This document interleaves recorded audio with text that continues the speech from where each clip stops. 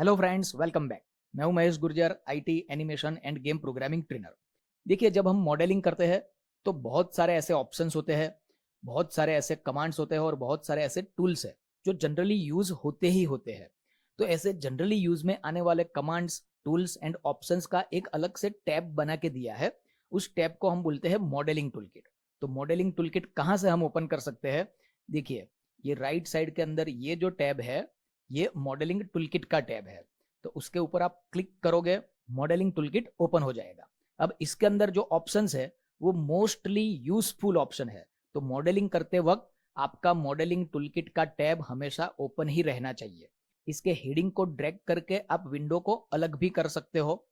By mistake अगर ये window close हो गया है तो अब यहाँ पे तो टैब नहीं है, तो कहाँ से मॉडलिंग टूलकिट ओपन करेंगे? तो यहाँ पे देखिए, विंडो मेनू के अंदर मॉडलिंग एडिटर, और यहाँ पे ऑप्शन मिलेगा आपको मॉडलिंग टूलकिट। अगर इसको वापस रिसेट करना है तो क्या करना है?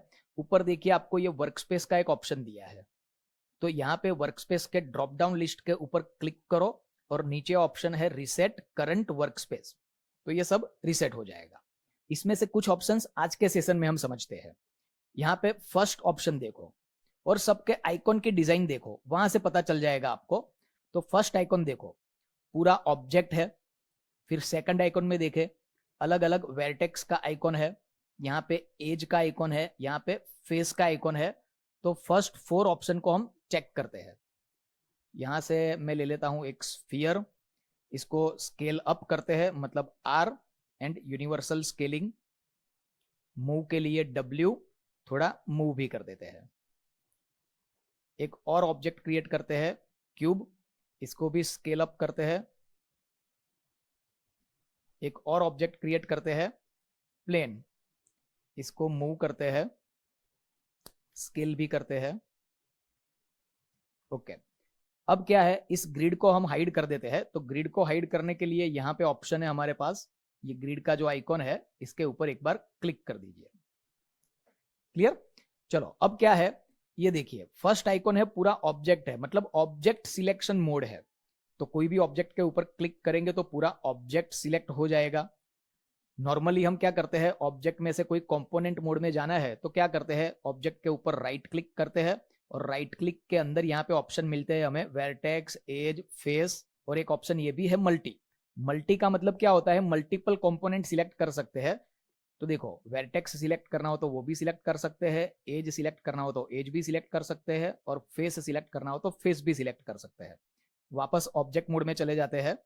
अब यही ऑप्शंस मॉडलिंग टूलकिट के अंदर भी है। देखो, पहला ऑप्शन जो है वो ऑब्जेक्ट मोड है, तो कोई ऑब्जेक्ट को सिलेक्ट कर सकते हैं। सेकंड ऑप्शन क्या है, वर्टेक्स, आइकॉन से ही पता चल जाता है। तो इस ऑप्शन को एक्टिव करो, तो देखिए वर्टेक्स सिलेक्शन मोड आ गया।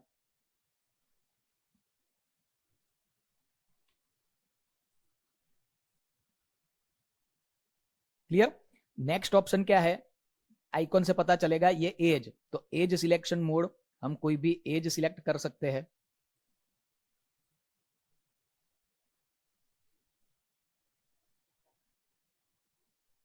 तो राइट क्लिक करके हमें ऑप्शन में जाने की जरूरत नहीं है, यहां से भी जा सकते हैं, लेकिन मॉडलिंग टूल से हमें इजी पड़ेगा। फिर नेक्स्ट ऑप्शन क्या है, फेस सिलेक्शन मोड। तो देखो, यहां से हम कोई भी फेस सिलेक्ट कर सकते हैं।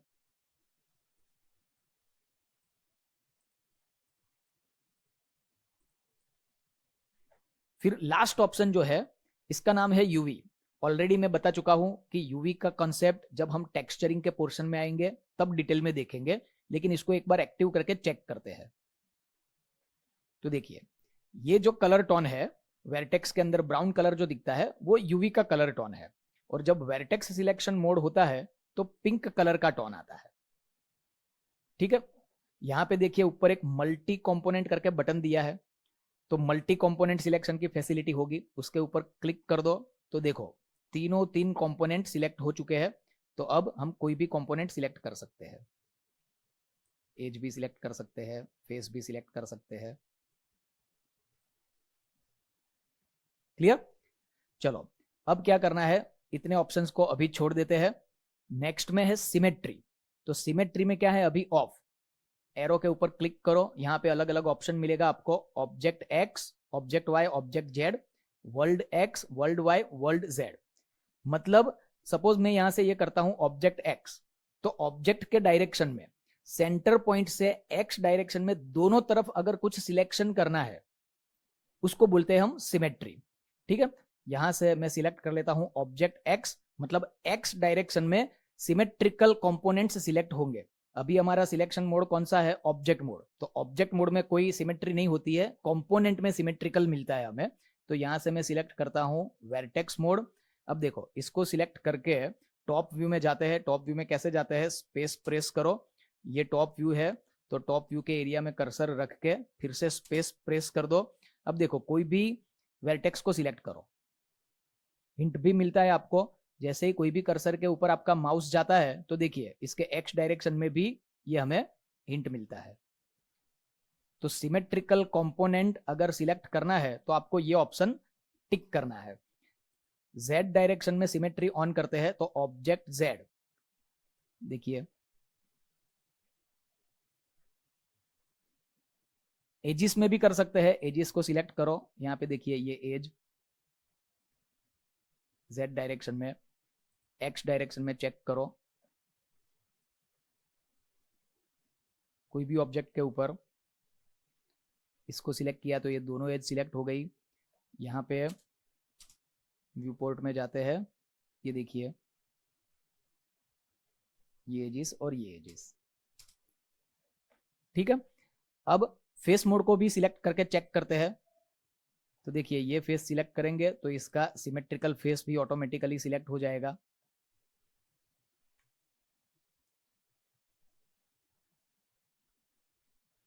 तो ऐसे सिलेक्शन की रिक्वायरमेंट है तो ये ऑप्शन काम में आएगा।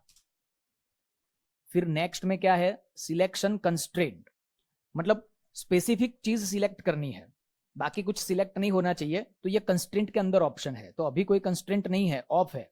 तो यहां से मैं क्या कर देता हूं, देखिए यहां पे मिलता है हमें बॉर्डर। तो अभी क्या होता है, ऑब्जेक्ट की पूरी बॉर्डर ही सिलेक्ट कर सकते हैं, बाकी कुछ सिलेक्ट नहीं होगा। और सिमेट्री को मैं कर देता हूं यहां से ऑफ। अब देखिए ये स्फीयर के अंदर तो कोई बॉर्डर जैसा कुछ होता नहीं है, और अभी हम कौन से कंपोनेंट मोड में है? फेस मोड में, तो फेस भी सिलेक्ट नहीं होता है।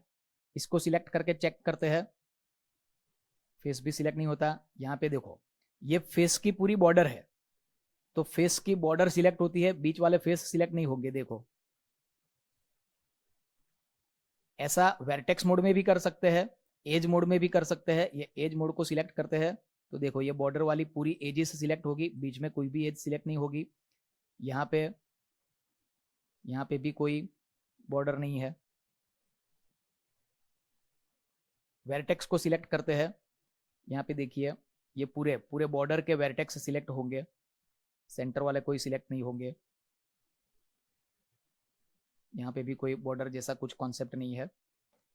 ठीक है, नेक्स्ट ऑप्शन क्या है उसके अंदर? फिर एज लूप। एज की पूरी जो लूप होती है अगर वही सिलेक्ट करनी है तो यहां से हम कंस्ट्रेंट दे सकते हैं। एज लूप तो नाम से ही पता चलता है ना, एज के थ्रू ही सिलेक्ट होता है। तो हम एज मोड में जाते हैं, यहाँ पे देखिए ये पूरा एज लूप सिलेक्ट होगा। जैसे ही कर्सर जाएगा आपको हिंट भी मिलेगा। तो हमारा सिलेक्शन का काम फटाफट हो जाता है, ये सारे ऑप्शन का कंसेप्ट अगर पता है तो। यहां से सिलेक्ट करते हैं, यहां से देखिए ये पूरा एक एज लूप है, ये एज लूप है। एक एक एज सिलेक्ट नहीं होगी, पूरा लूप ही सिलेक्ट होगा। नेक्स्ट ऑप्शन क्या है उसके अंदर? Edge ring. अब पूरा एज लूप नहीं, एज का पूरा रिंग सिलेक्ट होता है। तो एज रिंग किसको बोलते हैं? देखो जैसे ही कर्सर जाएगा ये पूरा एज का रिंग है, इसको एज का रिंग बोलते हैं। ये डायरेक्शन में एज का रिंग है, ये पूरा एज का रिंग है। यहां पे ज्यादा समझ में आएगा। देखो ये पूरा एज का रिंग है, ये सिलेक्ट करेंगे तो ये पूरा एज का रिंग है, और पूरी जो एज का सर्कल होगा वो एज लूप है। ठीक है, नेक्स्ट में क्या है? Shell and UV. ये जब हम टेक्सचरिंग करेंगे उस टाइम पे देखेंगे। उसके बाद क्या है? Transform constraint. तो ट्रांसफॉर्म के अंदर क्या आता है? Move, scale and rotation. उसके अंदर अगर कुछ कंस्ट्रेंट सेट करना है तो इसमें क्या ऑप्शन है देखते हैं। यहाँ पे क्या है? As slide. एज स्लाइड मतलब जब हम कोई एज को या तो कोई कंपोनेंट को मूव करेंगे तो उसके साथ जो एज कनेक्टेड है उसमें ही स्लाइडिंग में मूवमेंट होगा। ठीक है, चेक करके देखते हैं। मैं ये एक एज सिलेक्ट करता हूं, लेकिन यहाँ पे क्या हुआ, पूरा एज रिंग सिलेक्ट हो गया, वो सिलेक्ट नहीं करना है। तो इसमें से कंस्ट्रेंट को ऑफ कर देते हैं, फिर से एक एज को सिलेक्ट करते हैं। अब क्या करना है, इसको मैं मूव करता हूँ इस डायरेक्शन में। जूम करके चेक करते हैं। जैसे ही मैं मूव करता हूं तो देखो इसके साथ जो कनेक्टेड एज है उसी के ऊपर स्लाइड हो रहा है। ठीक है, अगर एज स्लाइड को हटा देते हैं तो क्या होता है, चेक करो। ऑफ कर दिया, अब यहां से मूव करता हूं तो देखो किस तरीके से मूव होता है। तो अगर रिस्ट्रिक्शन रखना है कि एज के ऊपर ही स्लाइड हो तो ये ऑप्शन बहुत ही इंपॉर्टेंट है, एज स्लाइड। देखो अब फिर से इफेक्ट देखो, जहां पे एज खत्म हो जाएगा उसके बाद स्लाइड होना भी बंद हो जाएगा। स्केल करके चेक करते हैं। तो यहां से मैं यूनिवर्सल स्केल करता हूं तो कोई इफेक्ट नहीं है। यहां से इसको स्केल करता हूं तो देखो एज के साथ स्लाइड में ही उसका इफेक्ट आएगा। रोटेशन भी चेक करते हैं, ई। तो अब रोटेशन भी एज के स्लाइडिंग के साथ ही रोटेशन की इफेक्ट आएगी। तो कॉम्प्लेक्स मॉडल जब हम क्रिएट करेंगे तब ये सारे ऑप्शंस यूज होने वाले हैं। तो अभी से इसकी प्रैक्टिस करो। ठीक है, सेकंड ऑप्शन क्या है, सेकंड ऑप्शन में है सरफेस स्लाइड, मतलब ये सरफेस के ऊपर स्लाइड करेगा। चलो ये एज सिलेक्ट किया है, डब्ल्यू करके उसको मूव करते हैं तो देखो सरफेस के साथ ही मूव होगा। एज स्लाइड में क्या होता है, ये एज का एरिया खत्म हो जाता है उसके बाद स्लाइड होना बंद हो जाता है। यहाँ पे सरफेस के साथ स्लाइड होता है, ये एज हमारी सरफेस के ऊपर ही रहती है। ठीक है, फेस को सिलेक्ट करके चेक करते हैं। ये फेस को सिलेक्ट किया, अब देखो